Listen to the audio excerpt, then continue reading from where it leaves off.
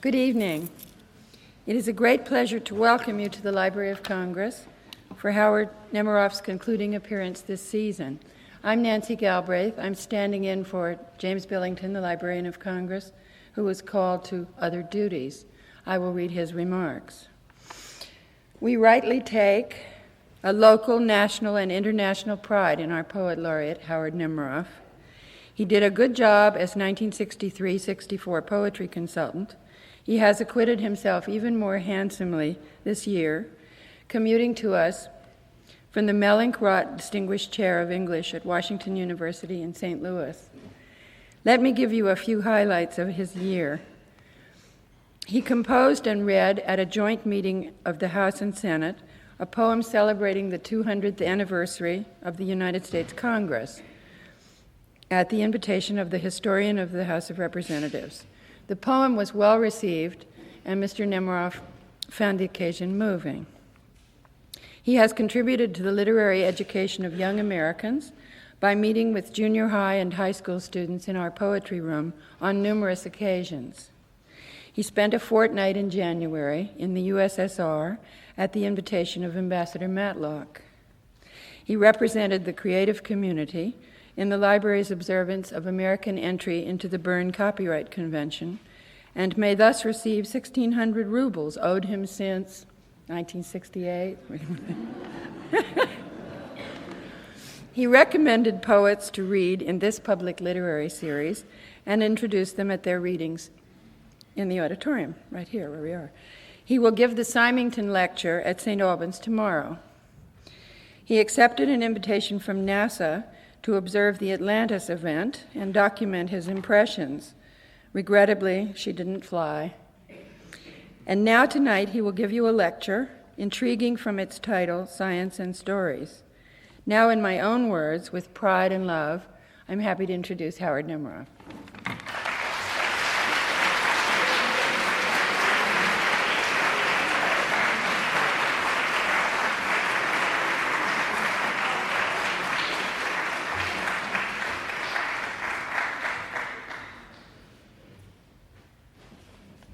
Good evening. It's all written down, so if I don't forget how to read, it's going to all go smoothly, if not well. I'm not going to tell you anything you don't know, so don't worry and don't listen too hard and don't take notes. It's called Science and Stories, and the stories are very good ones anyhow, so that's something to look forward to. There is, as usual with me, a good deal of preambling around, which I will get to forthwith. Is anybody hearing me? Is everybody hearing me? Which is your good ear? Mine is this one. Well, the assistance of technology, as at that launch the other day, didn't work terribly well, and it doesn't now. How are you doing now? I can't hear you, of course. I think the ideal situation would be one in which everybody had a microphone. Well, I'll do me poor best.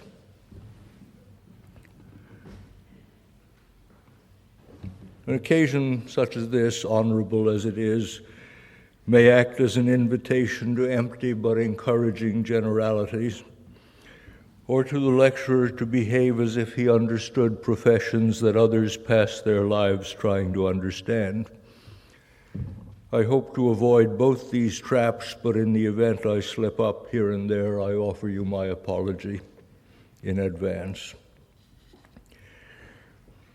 I take the theme from a few quotations from the late P.B. Medawar, scientist and marvelous essayist, who said on an occasion like this, one of those conferences on science and the humanities, I hope, he says, I shall not be thought ungracious if I say at the outset that nothing on earth would have induced me to attend the kind of lecture you may think I am about to give.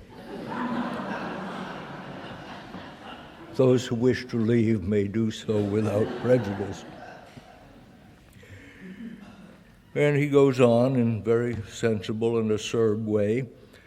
The way things are at present, it is simply no good pretending that science and literature represent complementary and mutually sustaining endeavors to reach a common goal. On the contrary, where they might be expected to cooperate, they compete. I regret this very much, don't think it necessary, and wish it were otherwise. We are going through a bad episode in cultural history. We all want to be friends, and one day perhaps we shall be so. When I put that down, I believed it, and now I see little holes in it all around, but that's the way we all write. Now, this is the thematic part. He says, scientific theories begin as imaginative constructions.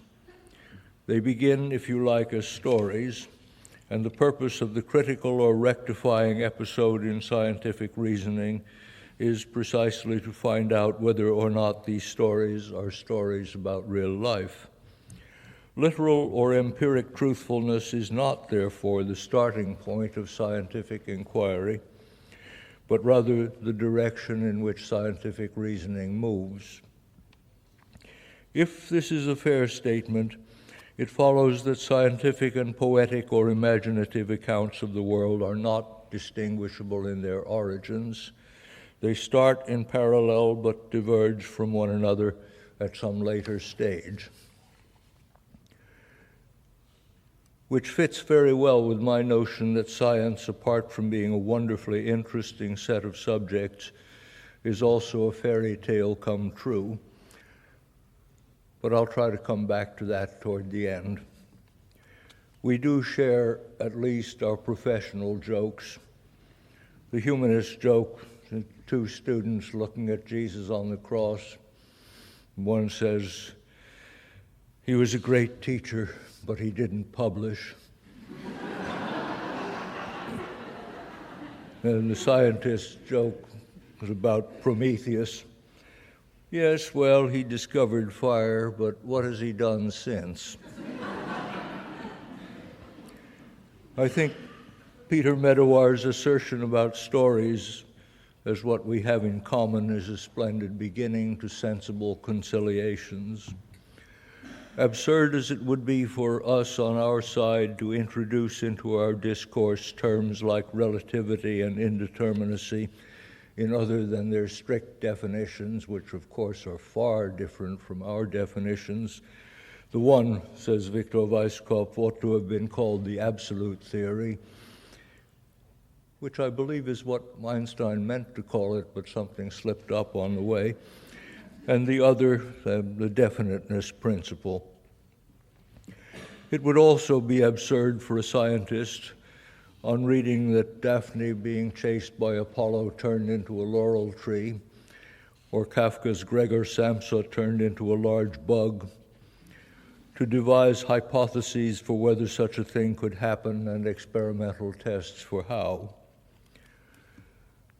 The scientist, at his proper work, examines whatever story is told with the aim of seeing about its fit with the real, meaning the physical world. If it fits with the evidence and is not in contradiction with currently established laws, it is science. If not, it is at best one more ingeniously circular attempt at saving the appearances. The humanist, I hate that term, but a wonderful misprint on a program said humanicite. That's better. But we better stick to humanist until I get the other accepted into Merriam-Webster.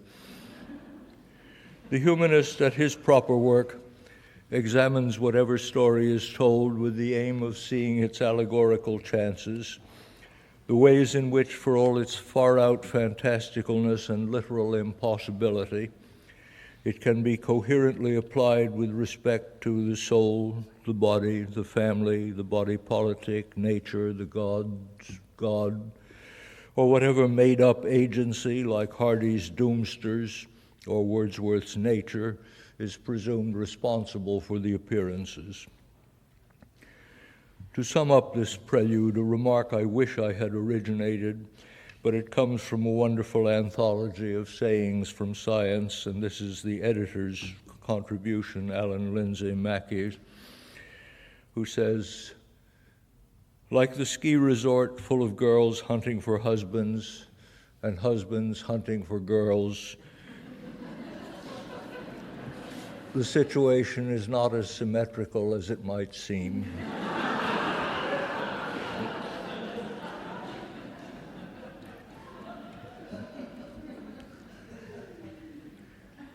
It is the charge and vocation of the humanist to interpret stories, the stories of the tribe, whatever they happen to be. If some among them are artists, poets, tellers of tales, they may make up the stories as they come. And for all its difficulties, the assimilation of storytellers into the faculties of universities is one of the loveliest things about our art, but does not affect the main point. We interpret stories. We don't, in general, do it well, this translation out of story into thought. But it is necessary, even though not done well, for it is where what we call thought comes from. A story is polyphonically inexhaustible. It treats the lovers, the kingdom, the commonweal, the realm of nature, and that of the gods as one, which is why our interpretations of Hamlet, for example, have as much chance of being true as you have of whistling a fugue. Nevertheless, without interpretation, the story would be not much, a pretty but poor thing. It's fine to be impressed by the organized sciences, but not to be imposed upon by them. Invention and discovery long antedate the institutionalizing of science and its procedures, or what Whitehead called the greatest invention of the 19th century, the method of invention itself. And as one authority says, putting a sail on a dugout canoe is a more impressive technological advance than the cordless electric toothbrush. We should remember, too, how much of the substantive invention later sophisticated by science was the work of mechanics, tinkerers, fiddlers around with things, what Lévi-Strauss tells us the French call bricoleurs. Leonardo himself might qualify here, along with Edison and the Wright brothers. Nor will the most advanced scientific education necessarily qualify a person in science as a stupor mundi and immutator mirabilis, any more than a PhD in English is either necessary or sufficient to make a poet. Knowledge can be quelling as well as youthful. Sorry, youthful is a very nice variant, I meant useful. And it is properly humbling to reflect that Einstein was no great shakes at math, that James Watson's scientific education was pretty shaky by his own account as a preparation for the double helix, that unhappy wizard Alan Turing, however well trained at Cambridge University, relied many times during his career on a book called Natural Wonders Every Child Should Know, given him at age 12.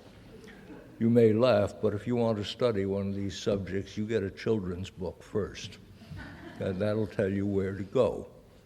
About Einstein, I didn't mean that legend about flunking math at school, but rather his saying of relativity. When the mathematicians got hold of it, I didn't understand it either. Proposition, it says here.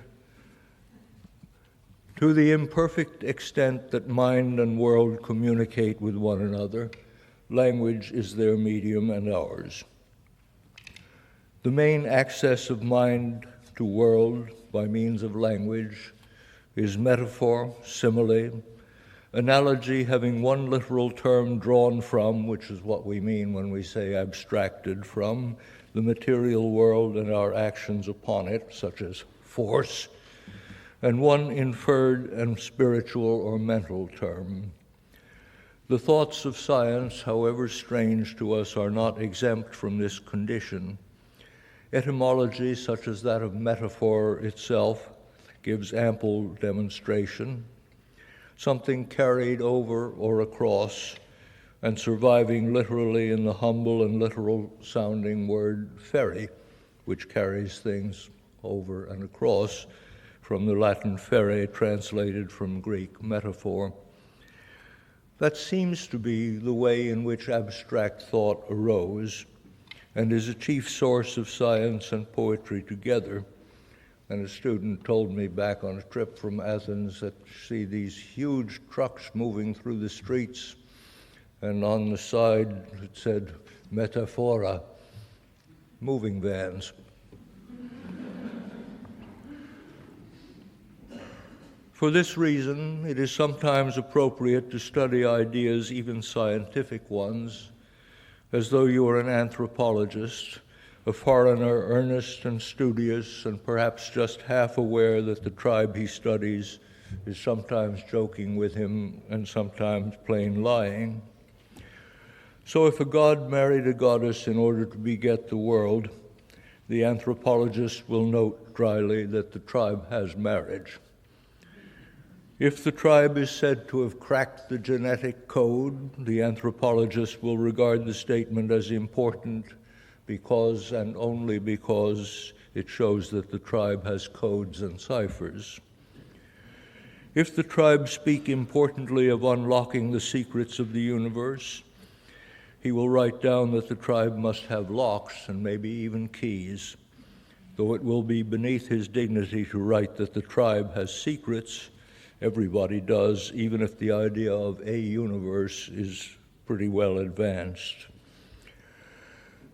And if the universe is said to have been created by a primal explosion or big bang lasting just 3 minutes, the anthropologist will interest himself chiefly to the extent of saying, well, they have explosive devices, and their god is either a government or a less official sort of terrorist, which suits very well with earlier evidence, including God's own, though the anthropologist may wonder a moment about their extrapolating backward from their clocks to a first 3 minutes existing well before the solar system, and ask himself what they possibly could have measured that with before concluding it was an egg timer.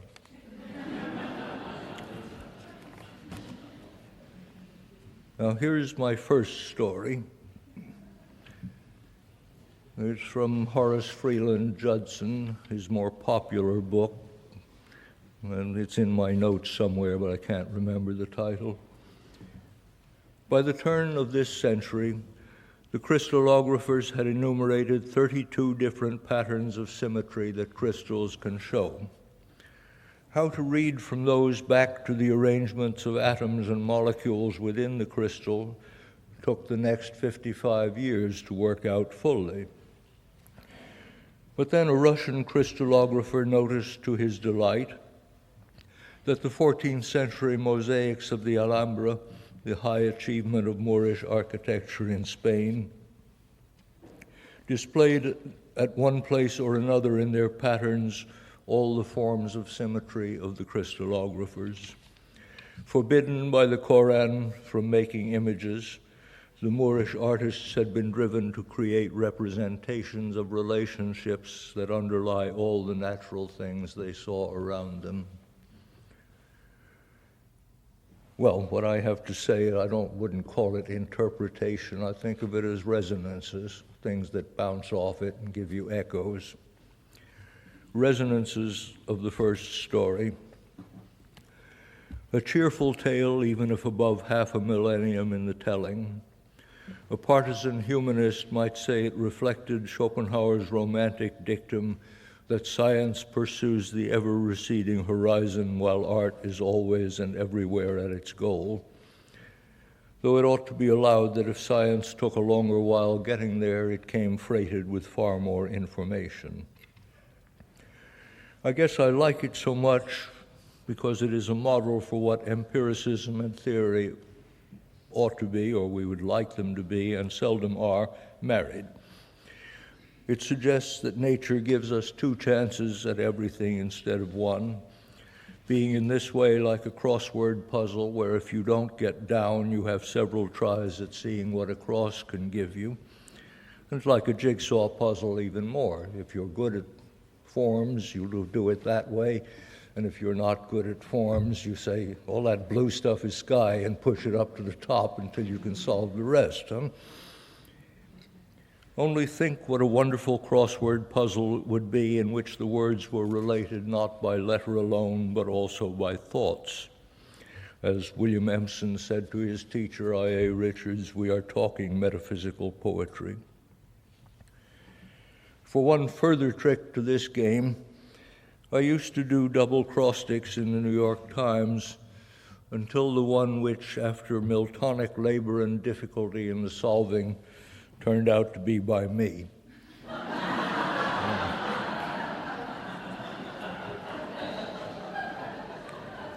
Nothing could cap that, so I quit. The Alhambra parable goes further than that in shadowing forth the relation between empiricism and theory. A troubled marriage, as all marriages must be. On this subject, you go see Paradise Lost, Book 9, or if you must, marry. And the trouble is this, that some relations are implicit in their terms and can be inferred therefrom, while others have to be experienced. An instance of the first, if you are given 0, 1, 1, 2, 3, 5, 8, 13, 21, what is the next term? This is not a quiz program, so I will tell you at once that the next term is the sum of the last two terms, 13 plus 21. I don't know how to add, but you'll figure it out. And an instance or two of the second, if you're given 3 triplets, MAM, JJA, SON, what is the fourth triplet? Well, there you see it depends entirely on experience and knowledge outside the problem. You couldn't figure out that DJF would be the next one. There's the initial letters of the months beginning with March, where the Romans used to begin the year. And you could even be deceived into thinking there was some kind of cryptogram by the first word. The first 3 letters refer to mom, ma'am. The second are puzzling, but you'll come back and figure them out later. Then you get son. Well, now we must get some statement about generation, but no, you get something perfectly impertinent, DJF, December, January, February. And another of that sort. OTFFSS, what are the next items in the series? When you look at it, you say, well, oh, that means message begins. Then you got doublets, TTFFSS. Well, the next one must be a doublet, but which one? The next one turns out to be EN, because these are the initials of the integers beginning with 0. Further again, still on the first story, the Fibonacci numbers, the series I began this part with, which can be extrapolated from the first several terms, are said to be related first to the golden section, the rectangle divided so that the smaller part is to the larger as the larger is to the sum of the two. And second, to nature herself, who is said to do things like pine cones, sunflower heads, and the rotations of levels of branches according to these numbers. Though unless Fibonacci, whose name means merely son of Bonacci, his name was Leonard of Pisa, unless Fibonacci came up with the numerical relations, nobody would ever have thought that maple trees go around according to this relation. Of the first, the golden section, the relation grows with the size of the numbers and becomes asymptotal but never perfect. One series of numbers never quite equals the other, but always seems about to do. Of the second, its relation to nature, you imagine yourself with a ball of string, you're climbing the maple, you're winding the string around the trunk, you're marking off with a pencil the points of branching. You have leaves in your hair, dust in your eyes, sweat, your own contribution running down your face, and climbing down to straighten out and measure the intervals on the string and announce triumphantly that the branching of the maple follows the Fibonacci numbers, almost, sort of, to a degree, within the expected tolerance. And you will have discovered another great truth of science, sort of. To save your sweating face, of course, you may add that all this happens to the degree that it does happen, so that all the branches with all their leaves will get a more or less equal share of sun and rain, with the reservation, again, of course, that the non-surviving branches and their non-existent leaves will not show this effect because they are not there, and they are not there because the Fibonacci series will not let them be, and so on. So every description becomes prescriptive in time. I am indebted to Humphrey Booth for adding that the spiral arrangement in pine cones, sunflowers, and maple trees is true of all life, plant, and animal that is static. Living things which move are characterized by bilateral symmetry, as I hope you've all noticed. A couple more small morals drawn from the first story about the Alhambra and the relations of theory and experience. Michael Polanyi calls the system of crystallography a thoroughly respectable part of the exact sciences, which can be controverted by no experimental facts, since it only sets up a system of perfect order to which solids might conform, so that observed deviations are not seen as failures of crystallography, but as imperfections in the specimens themselves. Does that remind you of original sin in some manner? Well, I note in passing that the golden section and the Fibonacci series, which grows to a likeness with it, though never an identity, express arithmetic relations which more or less conform to natural things, but neither will ever be able to say why the golden section was a beautiful truth of architecture before its arithmetic was worked out, or for that matter, after. Another pleasing thing about this story of crystal and formal structure, in this instance, the coarse arrangement visible to the eye turns out to be similar to the fine arrangement available to magnification, whether small or large. Especially heartening to know that this does here and there happen, for nature doesn't make it that easy most of the time. Microbes, cell structure, and so on could never have been inferred or even guessed at from our common experience. But because the mind is not alone a logical instrument, inferring from large to small or vice versa, but an analogical instrument as well, or even chiefly, it may be always worth the try to fit together our results from observation of the materials with our results from geometrical and mathematical arrangements, and even with our strong, if unscientific, sense for purpose in all that. This subject may belong more properly to the second story than to the first, but what Darcy Wentworth Thompson says in his wonderful book on growth and form will do here as well. Like warp and woof, he says, mechanism and teleology are interwoven together, and we must not cleave to the one nor despise the other, for their union is rooted in the very nature of totality. We may grow shy or weary of looking to a final cause for an explanation of our phenomena, But after we have accounted for these on the plainest principles of mechanical causation, it may be useful to see how the final cause would tally with the other, and lead toward the same conclusion. We're almost through the first story and my notions about it, but here's one final bit.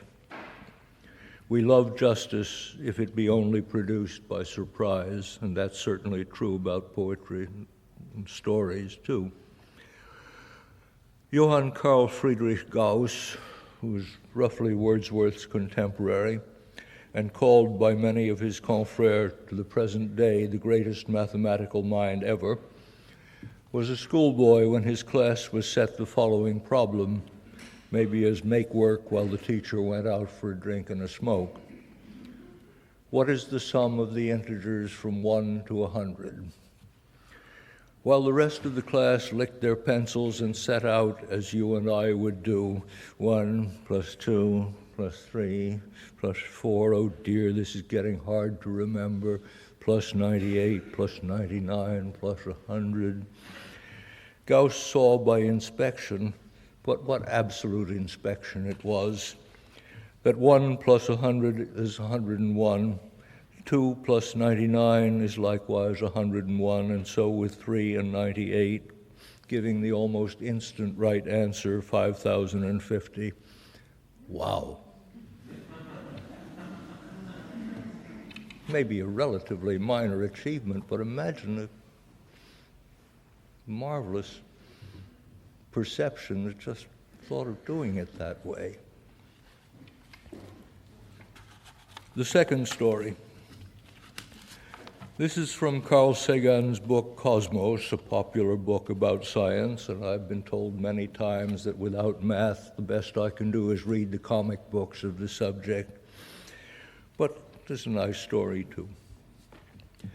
In 1185 in Japan, there was a battle between two clans, the Heike and the Genji, in the inland sea where the 7-year-old Emperor Antoku was defeated and drowned. The Heike survivors, court ladies chiefly, became first victims and then wives of the local fisher folk, and their offspring commemorate the battle on its anniversary each year. And Sagan says, for centuries after, people imagined that they could discern ghostly samurai armies vainly striving to bail the sea, to cleanse it of blood and defeat and humiliation. Things to note about this. It looks like a story about the defeated clan, but it's a story about crabs.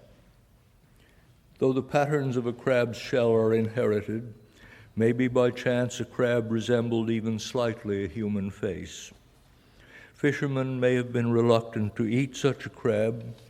In throwing it back, they set in motion an evolutionary process. If your carapace looks a little like a face, they will throw you back and you live.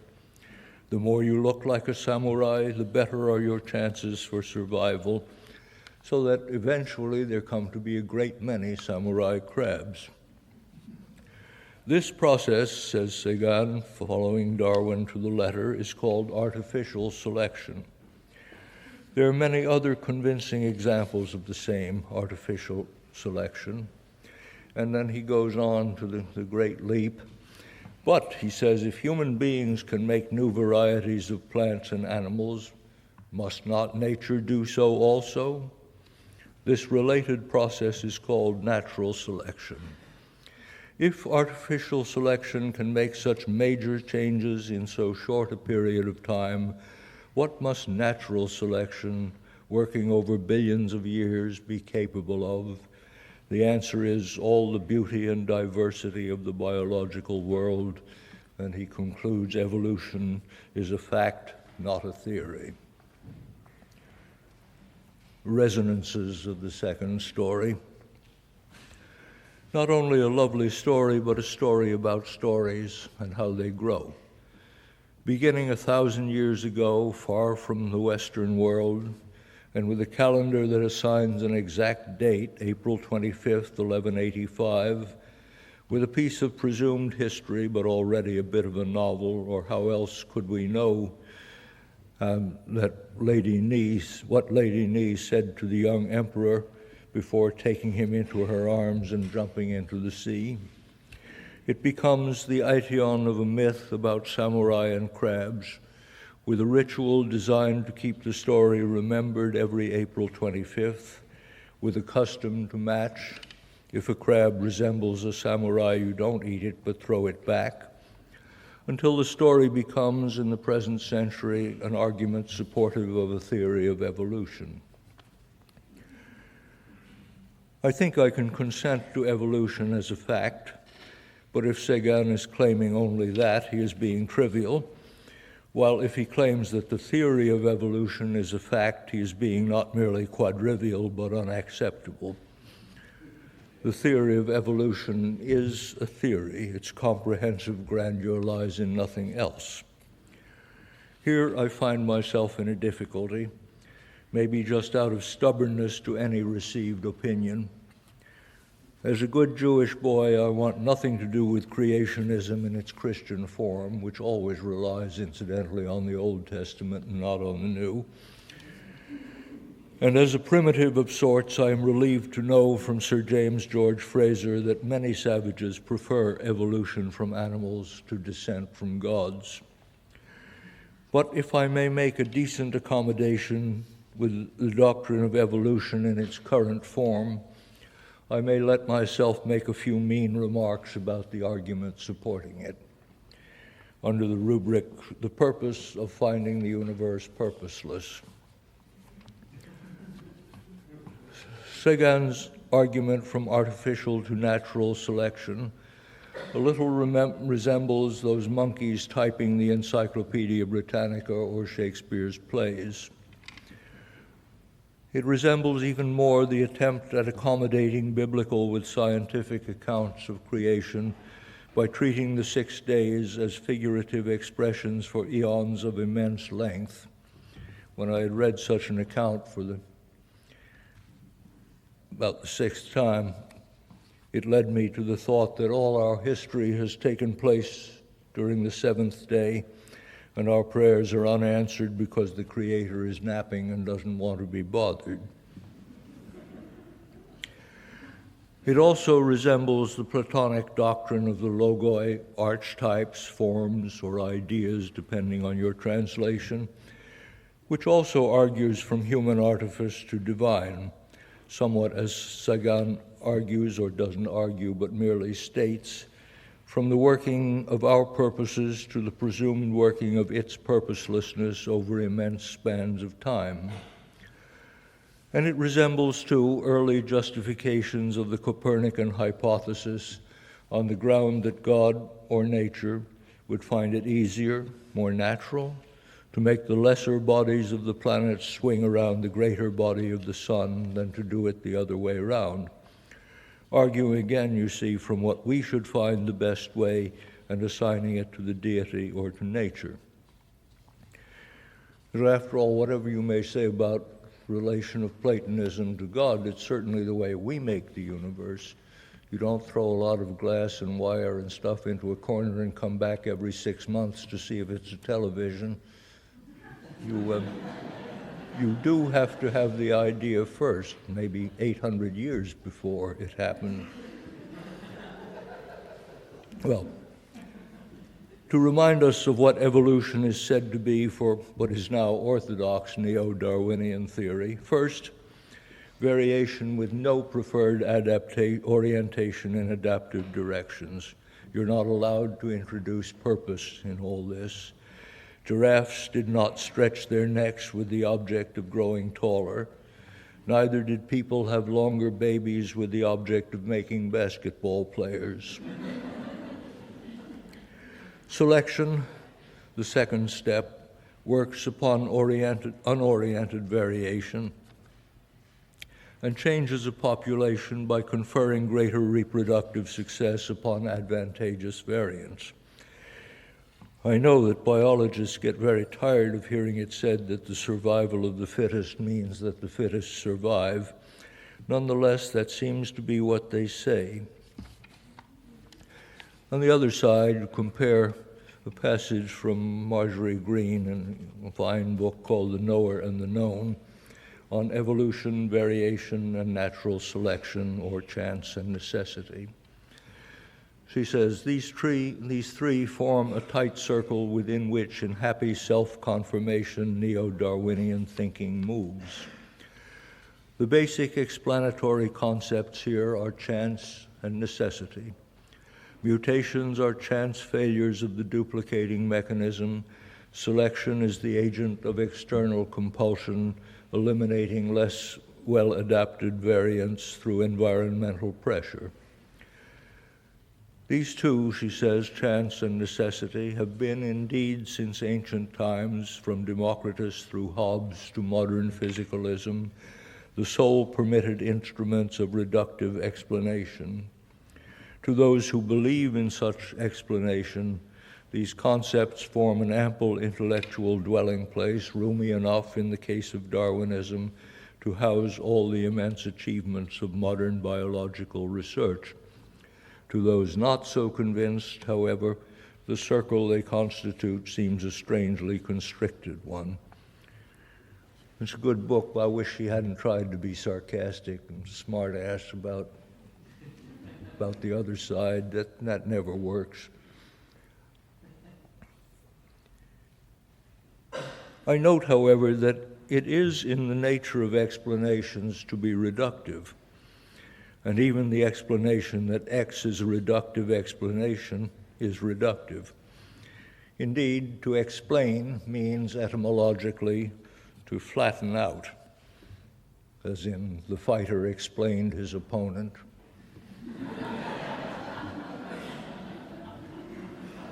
A lingering sense that may give such funny force to Ring Lardner's "Shut up," he explained. Nor does the accusation of reductivism always elicit attitudes of humble apology. The latest attempt I'm acquainted with, the chemist P.W. Atkins' book called The Creation, is offered as, he says, an essay in extreme reduction and militant rationalism, and begins its explanation of the beginning of all things by postulating an infinitely lazy creator, asking what is the minimum specification this creator can get away with, and answering to this effect, I shall try to show that most of the concepts that at first sight seem crucial to our understanding of the world can be allowed to evaporate. When they have gone, they will leave behind what we should truly and usefully consider, that is, virtually nothing. If I tend to favor evolution over creation for the etiology of the illness of our being, it may be only because the descent of man sounds gentler than his fall, more like a glide than a bump in arriving at our condition. As a humanist, however, whose interest is in the stories of the tribe and what they may be thought to mean, I shall believe neither, but think of both as stories telling us to ourselves. Indeed, though evolution has all the better of the deal, except for fundamentalists in point of evidential support, the case is quite reversed for explanative power, where the fall of man is unsurpassed. Nothing even likely to be advanced can come near it, as the original Murphy's Law theologians for the use of. I cannot think that knowing myself descended, or perhaps it's ascended, from forms more rudimentary, at least in our view, if not theirs, will influence my daily life and conduct in any respect at all. While the story told in the first 3 chapters of Genesis, which tells me that I was divine and am not, that I was happy and am so no longer, that I have to work for a living and then die, and finally, that all this was my own fault, makes an impressive series of correspondences with my experience of life, and will serve as a conversation crusher for most things between the loss of a paperclip and the destruction of empires. Science, said my friend Owen Barfield, is the study of fallen nature by fallen man.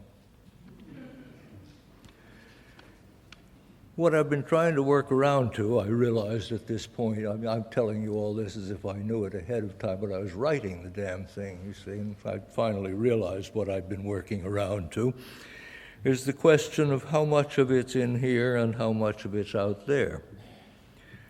Leonardo, I remembered at this point, had a famous passage in his notebooks that bears upon this, where he says, "I cannot forbear to mention a new device for study, which, though it may seem but trivial and almost ludicrous, is nevertheless extremely useful in arousing the mind to various inventions.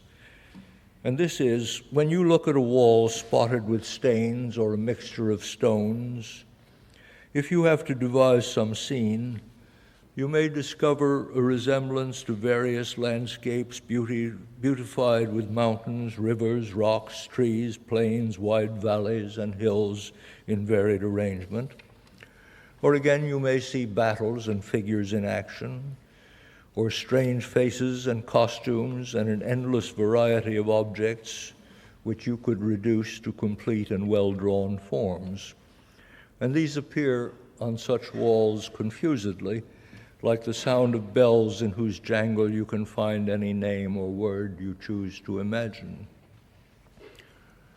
With that last comparison, the beat of railroad wheels, especially at night, which you may divide in measures of 2 or 3 or 4 or even 6 if you can hold the beat, and which can even be made to carry whatever tune you remember that can fit. In the same way, a pair of aircraft engines imperfectly synchronized will set up an oscillation that can be made to bear, say, the nocturne from Borodin's Second Quartet. The celebrated Rorschach tests work, if they do, on the same principle. Any patterned emptiness, here a duplicated and mirror-reversing emptiness, however abstract, will produce either butterflies or upside-down elephants or whatever else you choose, but it is you choosing, with more of significance about you said to result than about the world outside, supposing there still is one.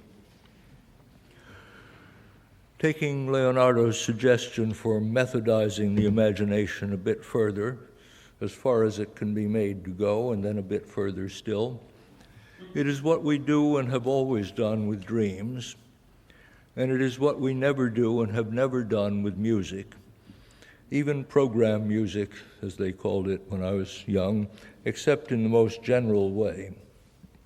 For example, a piece may be entitled Spring, but no sequence of notes will show us such details as bees to the flowers, flies to shit, and nothing of greater subtlety than the canon in the 1812 overture admits to an interpretation both particular and convincing.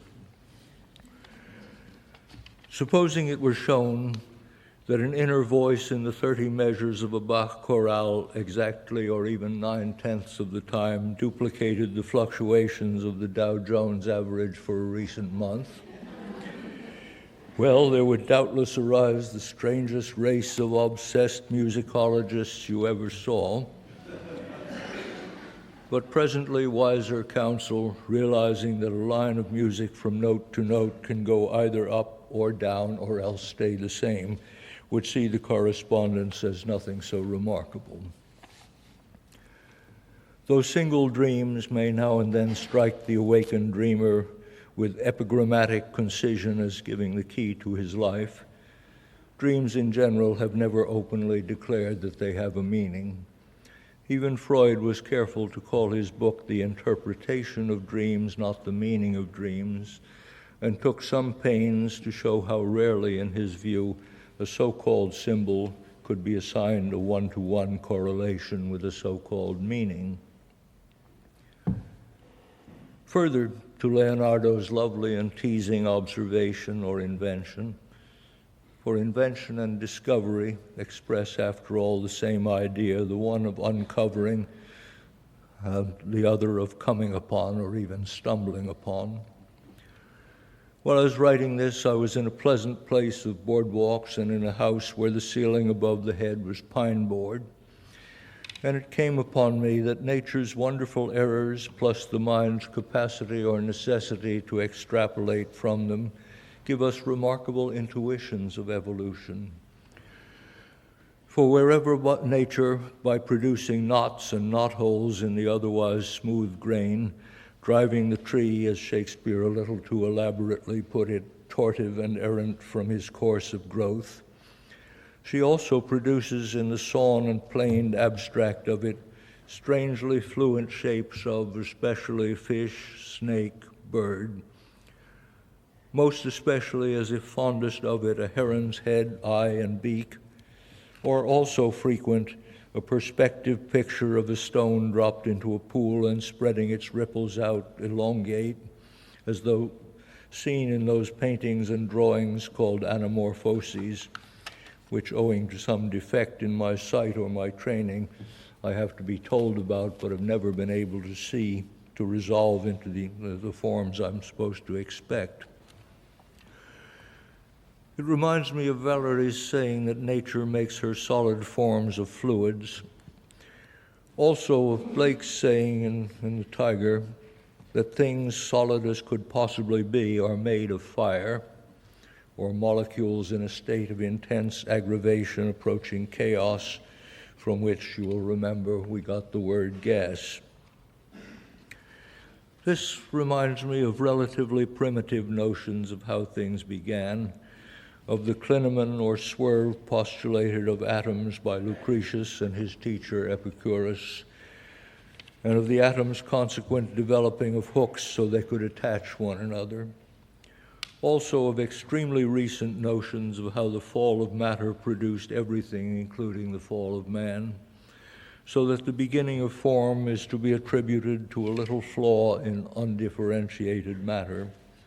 On this teasing subject, you should look, as I told you before, at P.W. Atkins' book, The Creation, and Peter S. Stevens' book, Patterns in Nature, both accounts telling us with many instances how the world attributed once to the divine mind may really have been produced by chance variation in space, which is a killer for us, isn't it?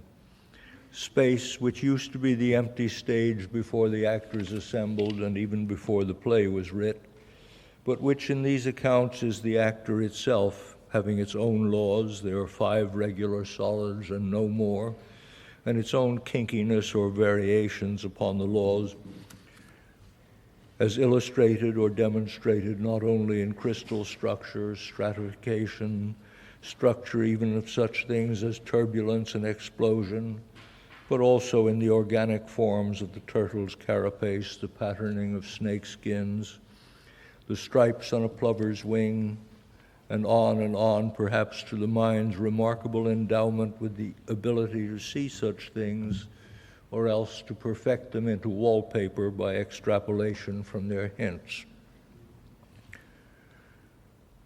So it is possible to make out a sort of half-assed literal sense for how Blake's tiger might be burning bright in the forests of the night, what with all those grainy and flowing forms locked up inside the trees until the mind reduced them to plain surfaces and so many board feet.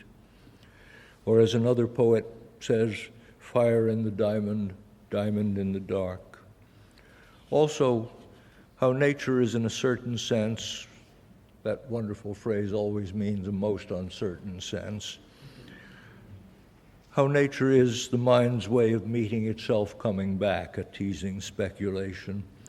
Or, as somebody said, as with a dream interpreted by one still sleeping, the interpretation is only the next room of the dream. It's pretty heady stuff, ain't it? And with more to come. Further to the second story, Scholium on Purpose. Earl Stanley Gardner has a marvelous plot in one of his mystery novels. I forget which one, and be grateful if one of you can remind me. Perry Mason's client has been fooled into buying a mine which the villain has salted with gold. Mason resalts the mine with uranium and cons the con man into buying it back at a higher price. The biter bit, one of our favorite notions about plot, retributive justice fitting the crime. So if the fishermen salt the sea already salt with samurai-resembling crabs, they ought not to be surprised to find samurai stalking the ocean floor. Which brings us to another favorite notion, the nasty platitude attributed to, I've seen half a dozen writers at least, the one that says those who will not learn the lessons of the past are compelled to repeat them, omitting A, that those who learn the lessons of the past are also compelled to repeat them, and B, that those who have learned the lessons die and are replaced by others who have not. So each succeeding generation of fishermen is astonished to find the sea peopled with samurai-resembling crabs. And so the argument about purpose and purposelessness works better for Sagan and worse for me, to which my only defense is that I am conducting this argument, and if I can't make my side win, I must be truly no good at all. I add that I have never seen the argument I couldn't lose both sides of, sometimes at the same time. If you must be a loser, be a virtuoso at it. The third story and the last, an experiment by Alex Bavalas, this in psychology.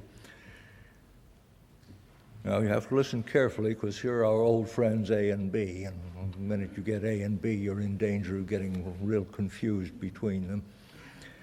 A and B, who cannot communicate during the experiment, are shown slides of sick and healthy cells and asked to learn by trial and error which is which.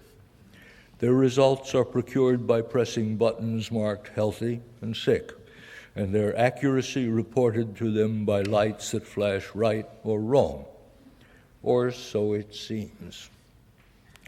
In truth, A is getting the straight gen, and the lights flash a true record of his right guesses and wrong ones. In the course of the trials, A actually does improve and learns to tell healthy cells from sick ones about 80% of the time. B, however, poor B, does not know that his feedback is based not on his own guesses but on A's. That is, if A guesses right, B's light flashes right too, no matter which he guessed, and so with wrong. In other words, says Paul Václavic, who reported this, there is no way in which B can discover that the answers he gets are non-contingent, that is, have nothing to do with his questions, and that therefore he is not learning anything with his guesses. So he is searching for an order where there is none that he could discover. And alas, there is a sequel. A and B talk over their results and give reasons for their decisions. A's reasons are simple and concrete, but B's are necessarily subtle and complex. Our author goes on, the amazing thing is that A does not simply shrug off B's explanations as unnecessarily complicated and absurd, but is impressed by their sophisticated brilliance. And when they take the test again after their discussion, B shows hardly any improvement, but comparatively speaking seems to be doing better because A, who now shares at least some of B's abstruse ideas, performs significantly worse than the first time.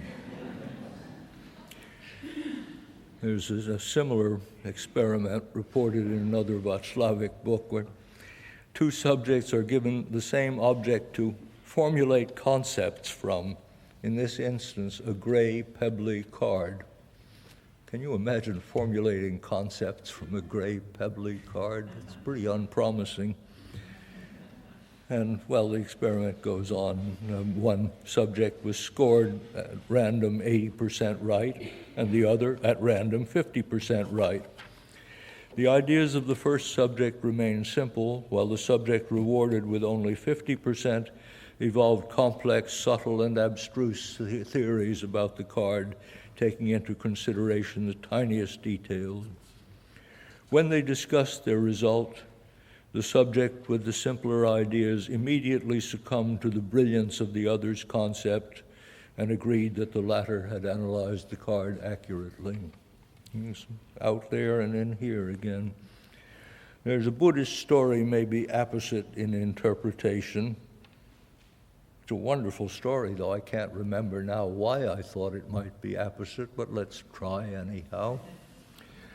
A man was nearly swept away in a flash flood, but saved by a raft that came downriver at just the right time. In simple gratitude, he carried the raft strapped to his back for the rest of his life. What is the moral? I couldn't have guessed it, nor perhaps can you, it being remote from our notion of what fits and is fitting. The moral is, so do all they that live by the doctrine. Now, this anecdote of an experiment, as rich with resonances from everywhere and as tempting to interpretation as any poem or story, invites us to identify A and B in other disguises, other situations where a story is told and its meaning debated.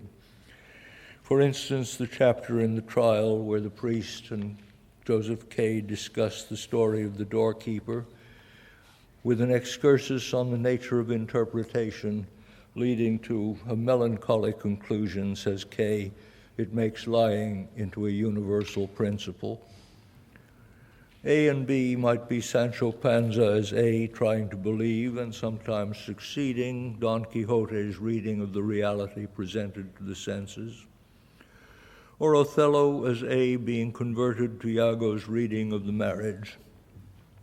In difficult love affairs and in difficult marriages, and I suppose there to be none that are not difficult, A and B will be playing their respective roles, though sometimes interchangeably.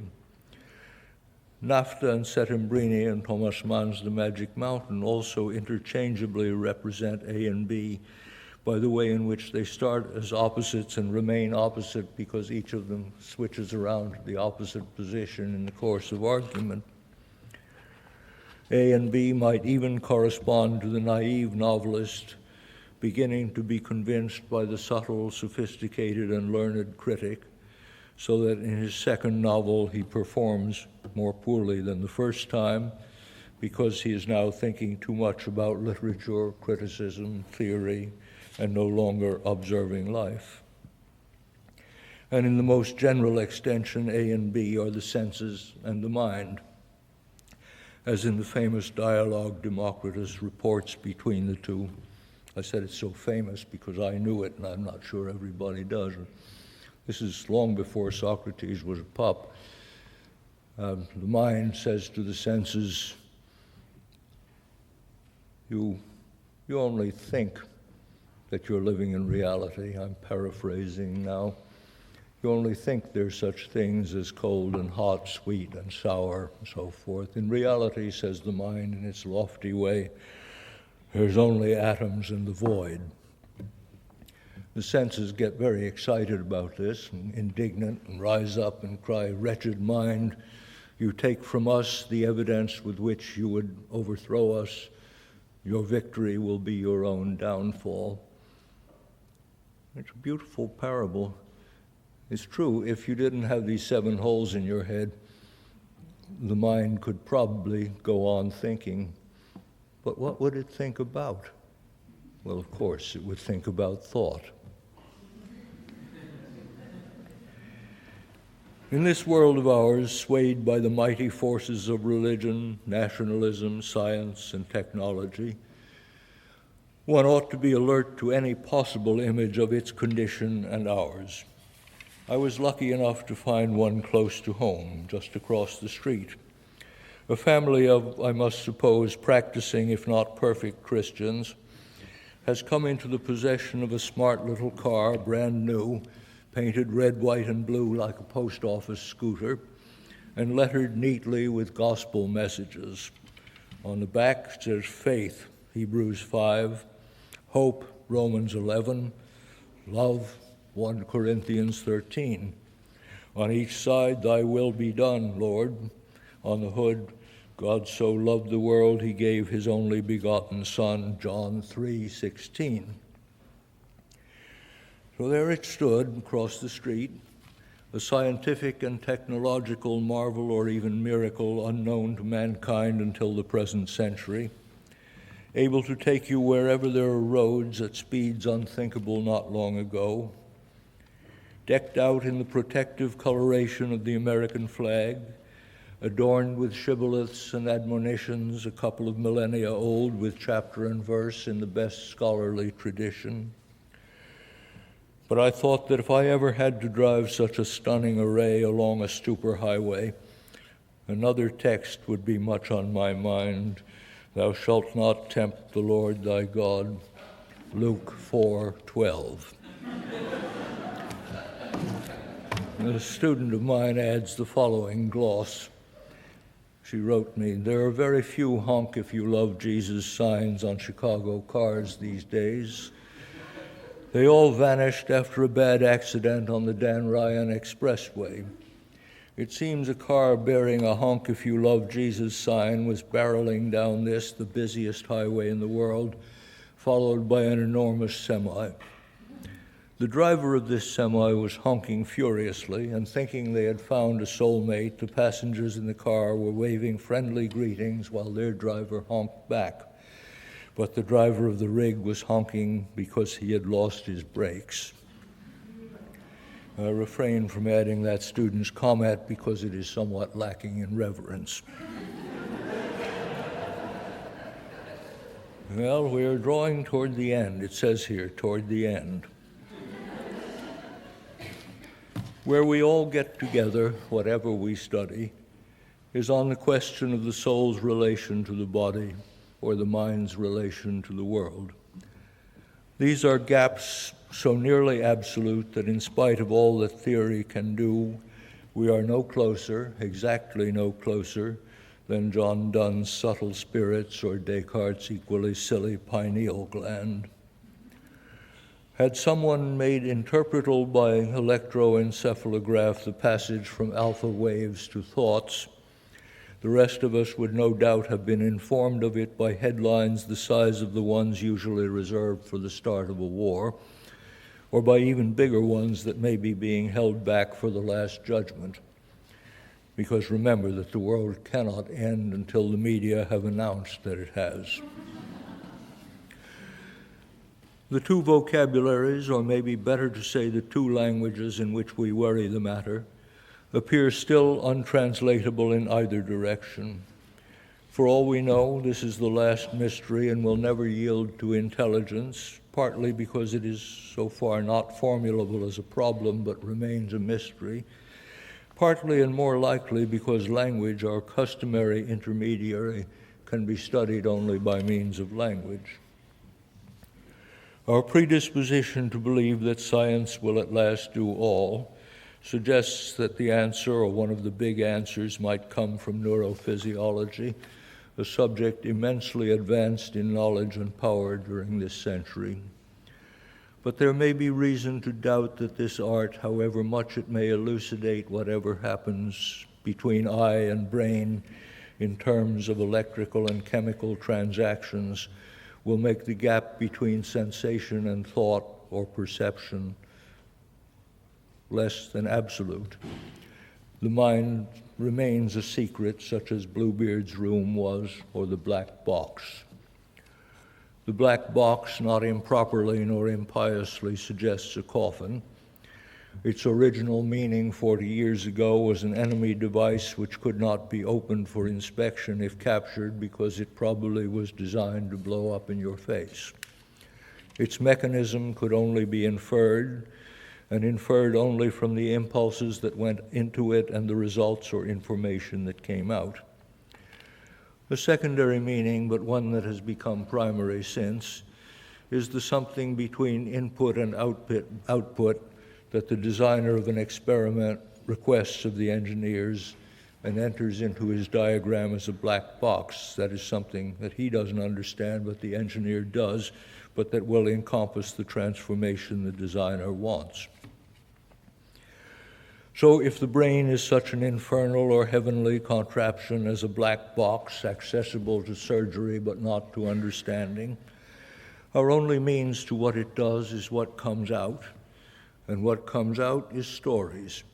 History stories, science stories, fairy stories, lies, jokes, paradoxes, law stories, stories about animals, devils, gods, which it is the vocation of the teacher in the humanities, or I'd prefer to call them proper studies, to translate inadequately but cleanly into abstract terms of thought or allegory, as happens when, I must take the short instance for now, Lord Bacon recounts the myths of the ancients and decides that the Sphinx is about science.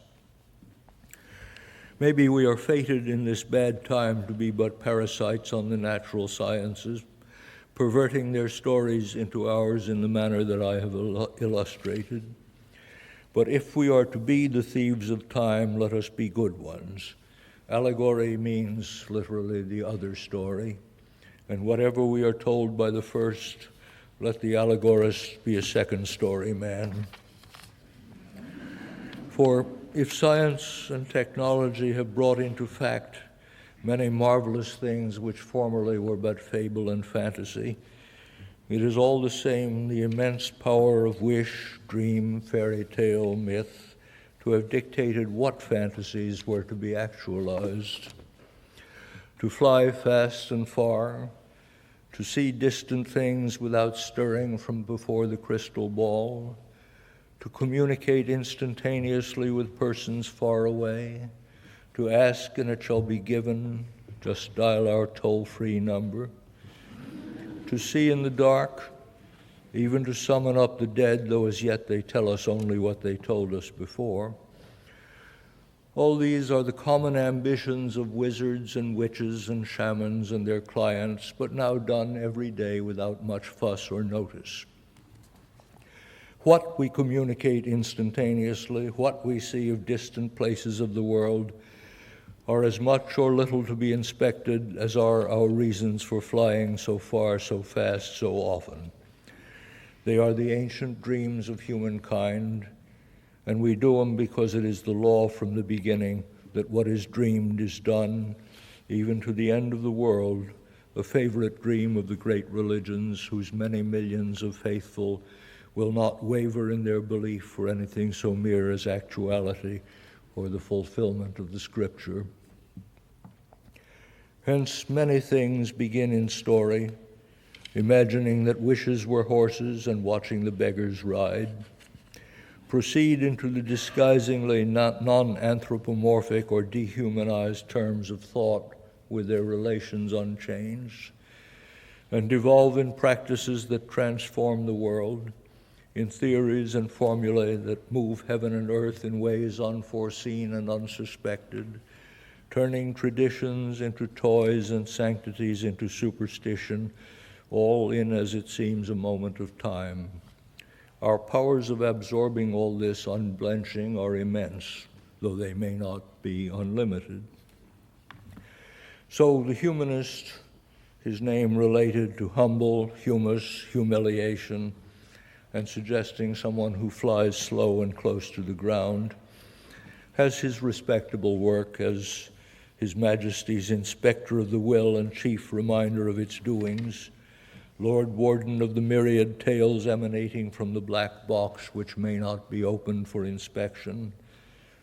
No amount of neurosurgery will inform you about the mind that is doing the neurosurgery, but is available for scrutiny only through the tales it tells, the ones it tells about the world called science, and the ones it tells as if at unawares about itself as mirrored in that world, in whose remarkable distortions alone we catch untrustworthy glimpses, as another poet says, in the powerful mirror of our wish and will. We got through that all right, didn't we? Okay, good.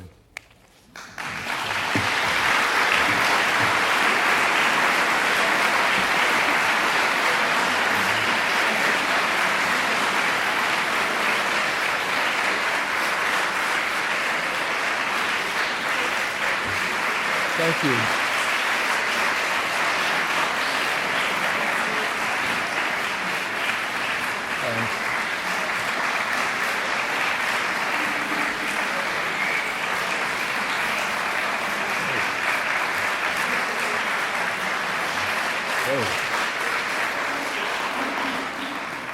Luckily, I brought another hour-and-a-half lecture along with me.